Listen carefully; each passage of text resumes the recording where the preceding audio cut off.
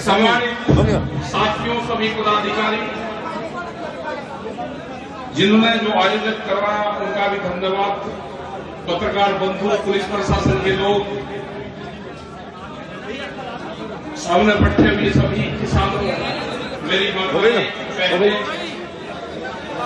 और इस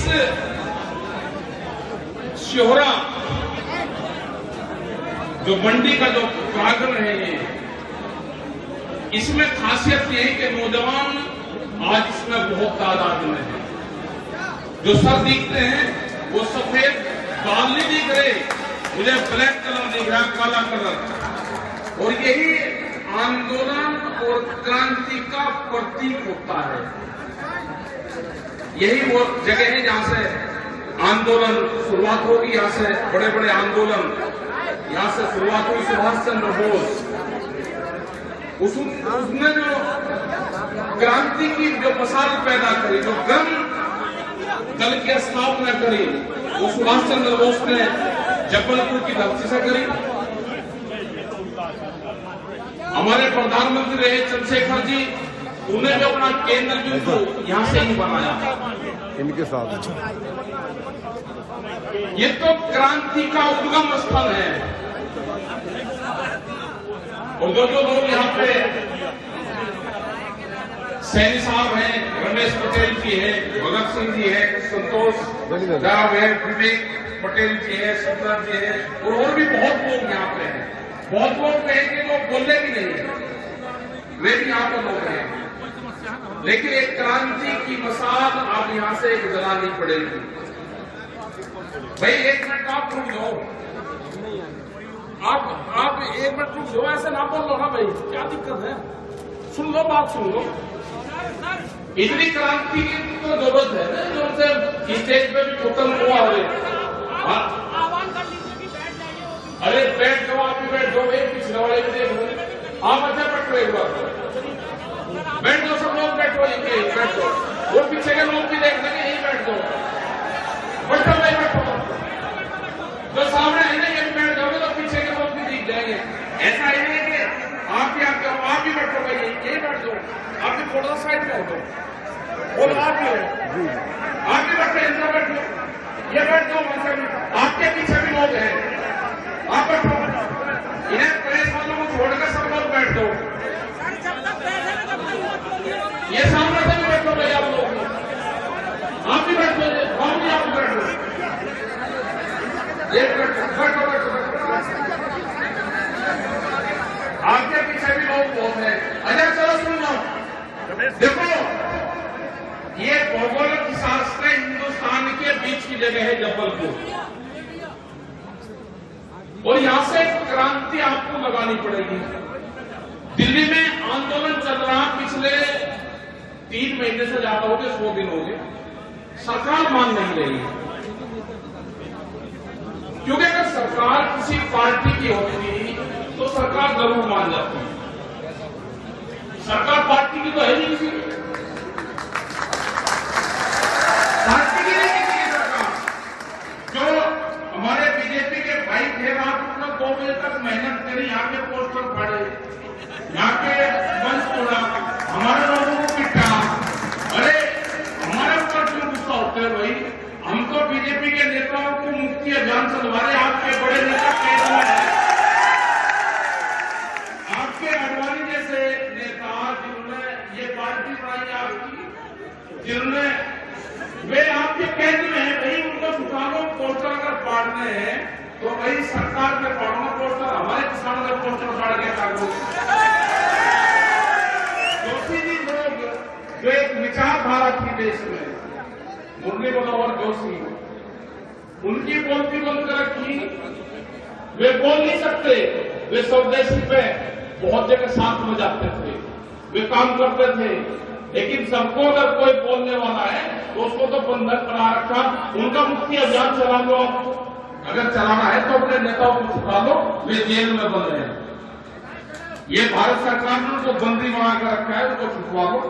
हमारे पोस्टर फाड़ने से कुछ नहीं होता, ये तो किसानों की एक विचारधारा है, ये खत्म नहीं होती। विचारधारा कभी भी बंदूक से बंद नहीं होती। ये कान खोलकर पोस्टर फाड़े हैं किसान के, आंदोलन दिल्ली वाले आंदोलन यही होंगे, दिल्ली के आंदोलन यही होंगे। आपको आंदोलन करने पड़ेंगे किसान का एमएसपी। प्रधानमंत्री ने कहा कि मंडी के बाहर अपना एमएसपी लो। प्रधानमंत्री ने कहा कि एमएसपी है, खाओ रहेगा। हमने भी कहा कि एमएसपी से कम पे किसान की अपना गेहूं अपनी फसलें नहीं बेचेगा। आपको कलेक्ट्रेट के वहां जाना होगा, अपनी फसल वहां पे बेचनी होगी। आपको दिल्ली के आंदोलन यहां से ही शुरू करने होंगे। जिसने पोस्टर फाड़ा है वो सड़कों पर नहीं चलेगा। पोस्टर फाड़ने वाला सड़कों पर नहीं चलेगा। उनको बताना पड़ेगा कि हमको अपना फसलें एमएसपी पे बेचना है। पोस्टर फाड़ने वाले हमारी फसल एमएसपी पे बिकवाओ। अगर आपकी टोली को कोई पुलिस का कर्मचारी रोकता है, कोई मंडी के लोग रोकते हैं, तो उसको खरीद करनी पड़ेगी। भारत सरकार का जो रेट है, कोई भी विभाग अगर पुलिस प्रशासन रोकेगा उसको खरीद करनी पड़ेगी। गेहूं का रेट है 1975 रुपया क्विंटल। चना, दालें, जो भी किसान जो पैदा करता है, प्रधानमंत्री ने कह रखा आपको दाम ज्यादा मिलेगा, आपको लेके जाना है। अभी 10 दिन में यहाँ पर आंदोलन शुरू हो जाएगा। देश को लुटेरे चला रहे हैं, देश को कंपनियां चला रही है, पूरा देश अभी क्या है। अगर ये किसान इकट्ठा ना होता, दिल्ली में 5 लाख से ज्यादा किसान आज भी है, 25,000 से ज्यादा ट्रैक्टर है आज भी दिल्ली के चारों तरफ को पड़े हुए हैं। लेकिन सरकार सुन नहीं रही। सरकार दिल्ली छोड़ के भागी। सरकार का पता चला कि कलकत्ते में गई, तो हम लोग कलकत्ते में गए, सरकार वहां पे भी नहीं मिली। हमने तैयारी कर ली है कि अक्टूबर, नवंबर और दिसंबर तक ये आंदोलन चलेगा। आगे की रणनीति उसके बाद में बनाएंगे। आपको नारा देना है कि सिहोरा, जबलपुर ही हमारी दिल्ली है। अपना गांव जब तक आपको दिल्ली के आंदोलन से नहीं जोड़ोगे, किसान को एमएसपी नहीं मिलेगा। बहुत लोग हैं जो बीजेपी के लोग हैं, बहुत लोग समर्थन में हैं। जो भी खुल के हमारे पक्ष में आएगा, आया है एक राज्यपाल आया है खुल कर उसने बयान दिया है कि किसानों की बात करेंगे। हो सकता है कि उसको हटा दिया जाए, हम उसका स्वागत करेंगे अगर वो किसी भी पार्टी में है।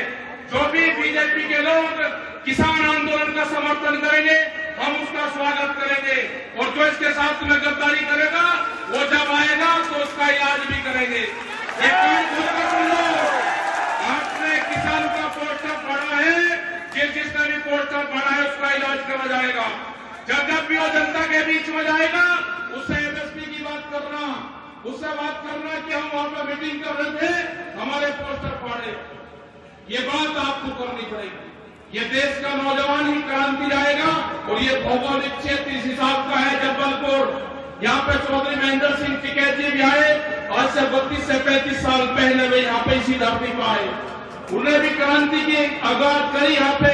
यहाँ पे सीलिंग एक्ट का भी यहाँ पे मामले चल रहे हैं, यहाँ पे भूमि अधिग्रहण के भी मामले हैं, यहाँ के ऊपर सड़क निकल रही है। तो यहाँ पे जातियां देख के रेट निर्धारित करे गए हैं यहाँ पे मध्य प्रदेश में। ये कौन किस जाति का है, सड़क का इसी हिसाब से उसको मुआवजा दिया गया है। यहाँ पे बहुत से पावर प्लांट लगे हुए हैं, बहुत से यहाँ पे सीमेंट के प्लांट हैं।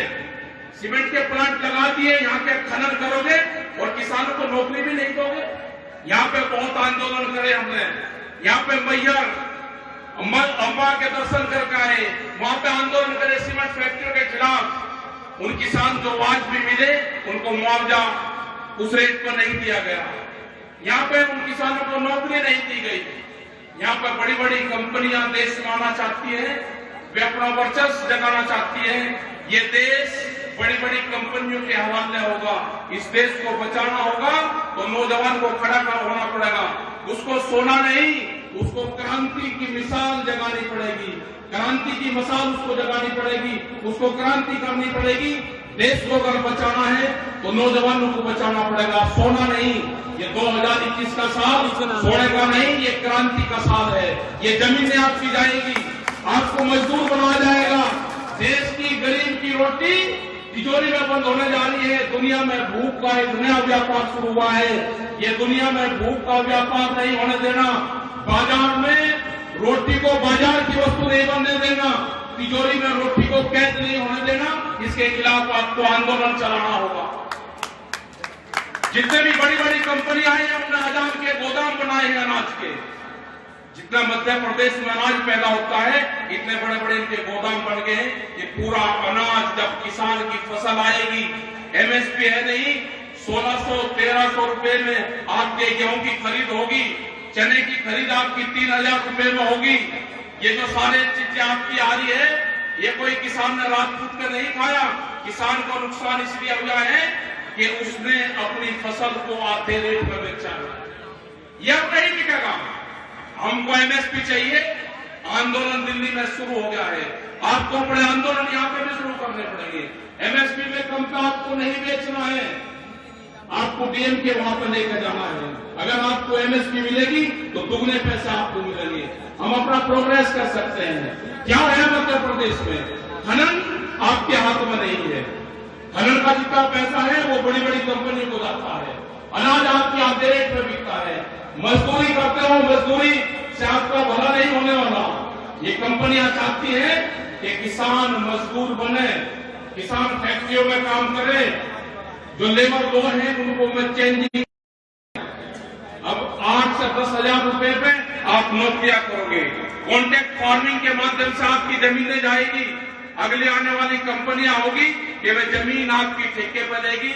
अगर यहाँ पे आपकी जमीन का रेट 20-25 हजार रुपया एकड़ है तो सीधा 40 हजार रुपये एकड़ आपकी जमीन लेगी ठेके पे।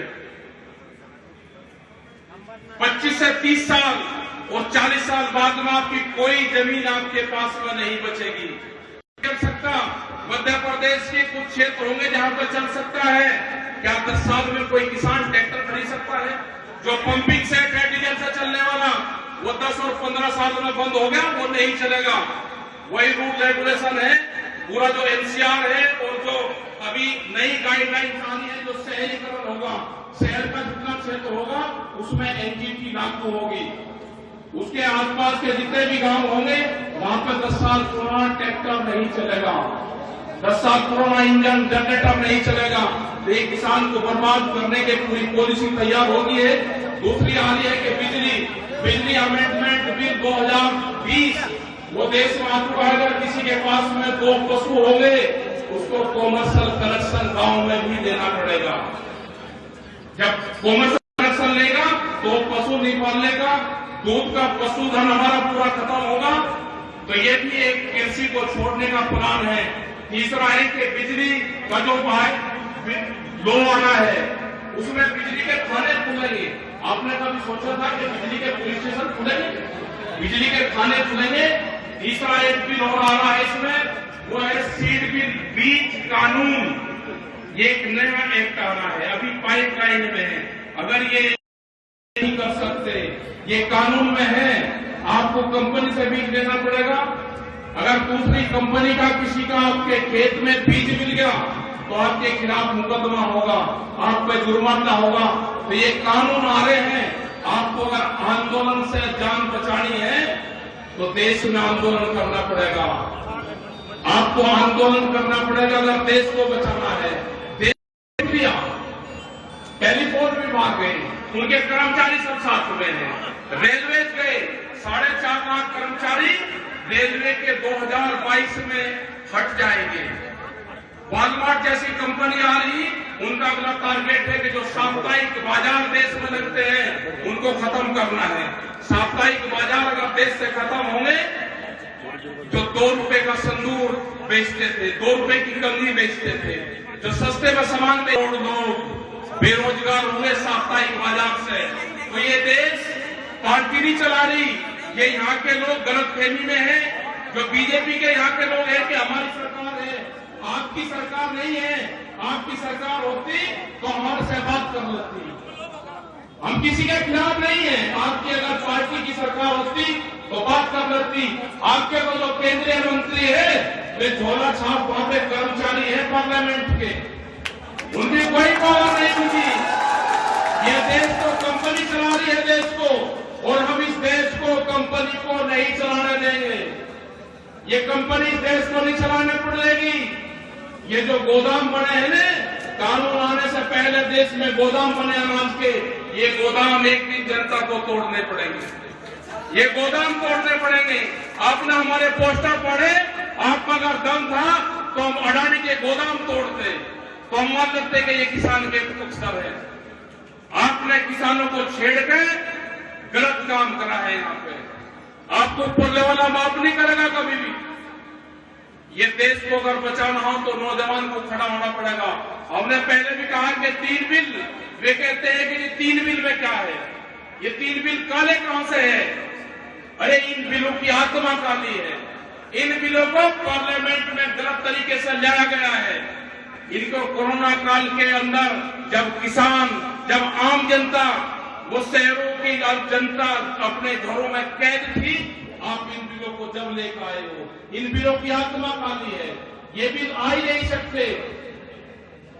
आप गोदाम बनाओगे बड़े बड़े, इस बिल में है कि आप सस्ते में अनाज खरीद के उसको कलेक्ट करो, इकट्ठा करो, और जब देश में भूखमरी आएगी, देश में भूख लगेगी, आप भूख के आधार पे अनाज की कीमतें तय करोगे, तो इस बिलों की आत्मा काली है।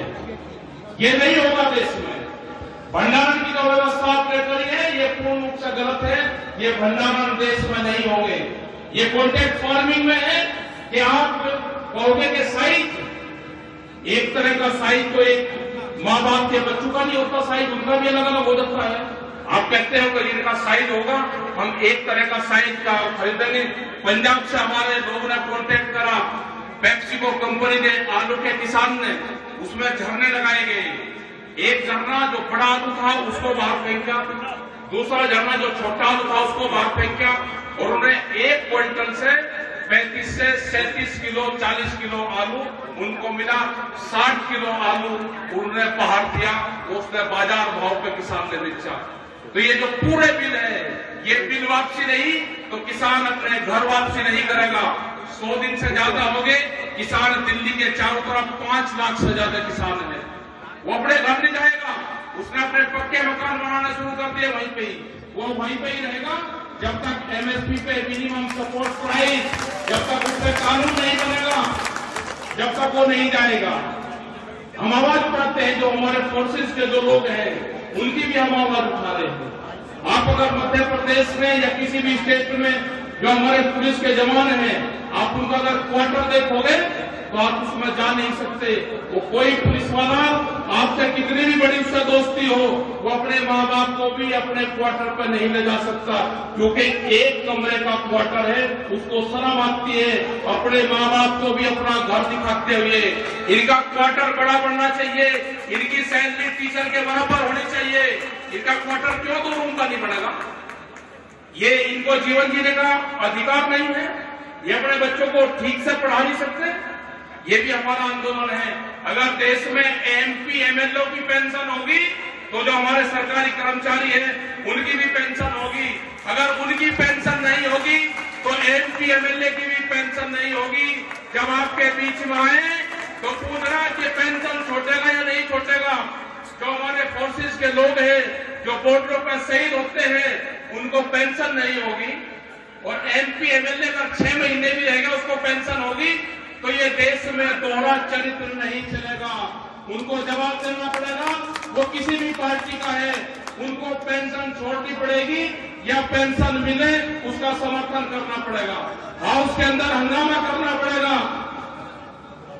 ये देश में दोहरा चरित्र नहीं चलेगा, नहीं चलेगा। जो प्रेस के ऊपर, जो कैमरा और कलम के ऊपर बंदूक का पहरा है, ये क्या लिखते हैं, आप उनके ऊपर सेंसर बोर्ड बढ़ाने का आप अध्यादेश लेकर आ गए हो।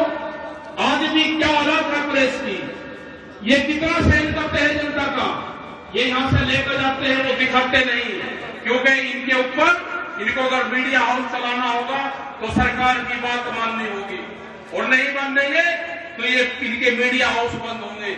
कैमरे और कलम पे बंदूक का पहरा है, ये मुफ्ती अभियान चलेगा। ये प्रेस का मुफ्ती अभियान भी इसी आंदोलन से चलाना पड़ेगा हमको। हम तो धन्यवाद देना चाहते हैं सोशल मीडिया को कि कम से कम वो दिखा रहा है, इस किसान की खबरें दिखाता है वो, लेकिन उसके ऊपर भी एक कानून आना है, उसके ऊपर भी बंधन होगा। उसको भी बंधन में बांधने का काम करा जा रहा है। डरने की जरूरत नहीं है, आंदोलन करो।